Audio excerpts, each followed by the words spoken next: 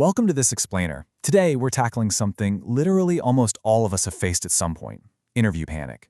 We're going to dive deep into a proven, step-by-step strategy to absolutely crush that dread and replace it with real, empowered confidence. If you've ever felt like an interview was just one big, uncomfortable interrogation, well, you're in exactly the right place to flip the script. So, have you ever felt jittery before an interview? I mean, of course you have, right? Let's just acknowledge that visceral fear right off the bat. You know the feeling, the sweaty palms, the racing heart, that totally awkward vibe when you're sitting in the hot seat across from some authority figure.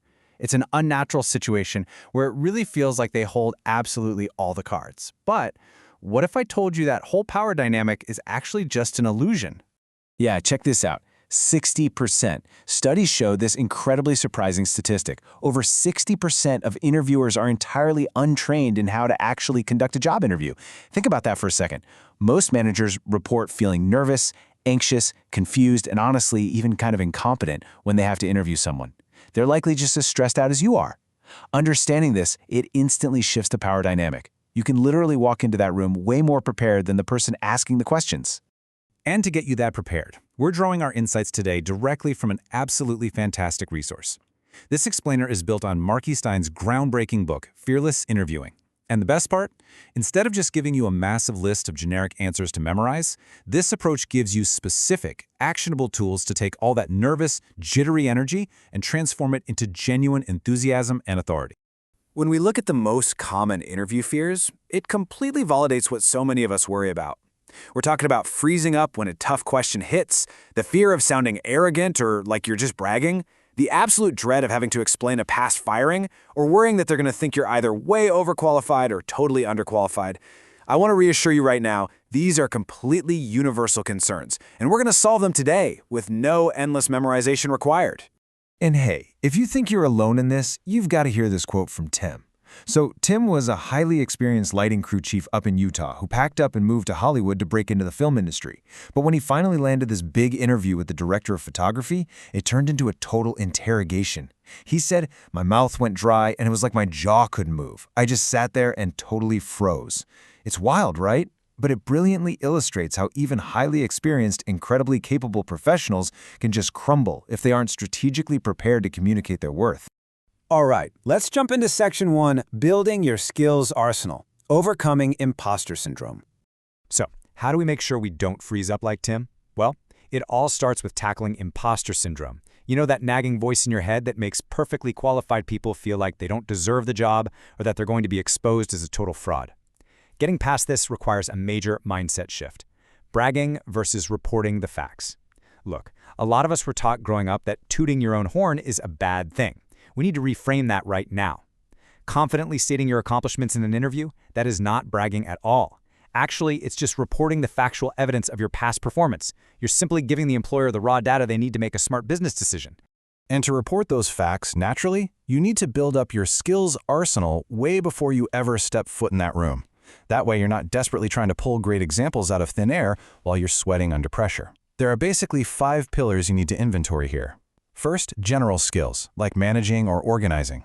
Second, job-specific skills, like, say, coding in Python or operating a multi-line phone. Third, personal traits, like being dependable or analytical.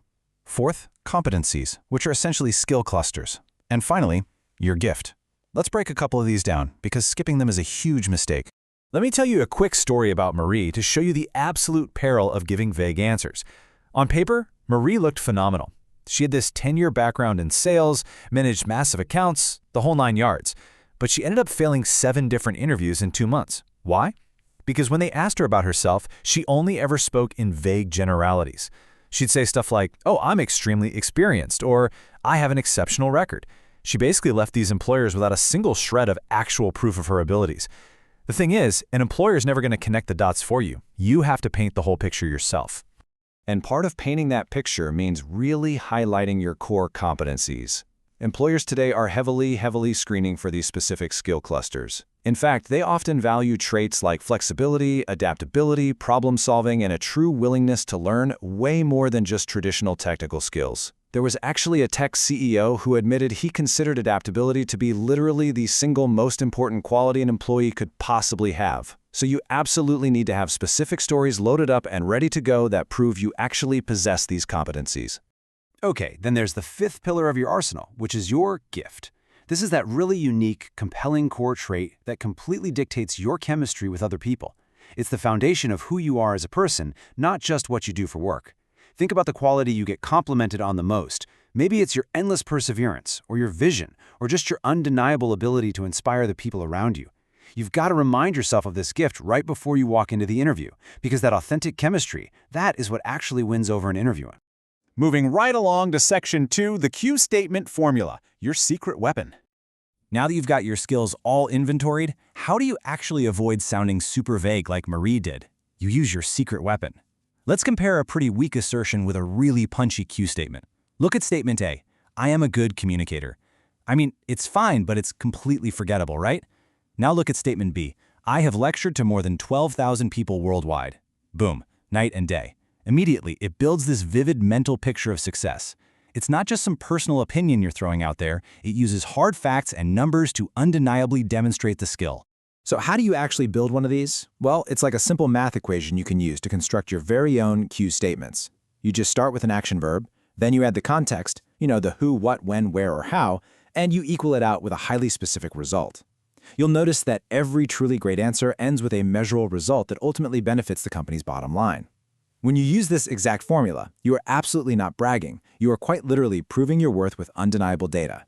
Now, if you're sitting there wondering, okay, but how do I find that data in my own career? Here's a specific, actionable playbook with 5 ways you can quantify your past accomplishments. First, you can talk about money, either money you saved or money you earned. Second, you can measure time, like finding major efficiency gains. Third, use percentages, like saying you reduced material waste by 20%.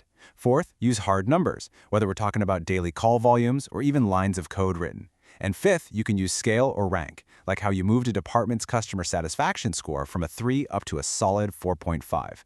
You've got to inject this kind of hard data into your past experiences. And that brings us to Section 3, interviewing with confidence, from fear to power. Look, when you actually arm yourself with a fully prepared skills arsenal and these highly effective Q statements, this amazing emotional and professional transformation takes place. You literally move from a place of fear to a place of real power. The whole interview stops being this terrifying interrogation and simply becomes a really great forum for you to report all the excellent work you've done. To see this play out in the real world, just look at Christine's story. Christine was this highly educated financial analyst, but she'd been out of work for months, purely because interviewing felt like absolute torture to her. She had a massive case of imposter syndrome and thought stating her skills meant she was being arrogant. But once she sat down, organized her facts, and started utilizing Q statements, the whole shebang changed. She ended up landing a great job at a Fortune 500 firm, and she sent a card afterward that literally read, "Before, I felt like a scared puppy. Now I feel like a lion." And why? Because she simply learned how to communicate her facts. And hey, that brings us right back to you. You now have the exact blueprint you need to eliminate interview dread, stop talking in those vague generalities, and decisively prove your immense value to absolutely any employer out there. So, I'm going to leave you with a quick provocative thought to challenge you today. Take a good, hard look at your own career history and ask yourself, what will your very first Q statement be? Start quantifying your brilliant career right now and step into that next interview feeling like an absolute lion.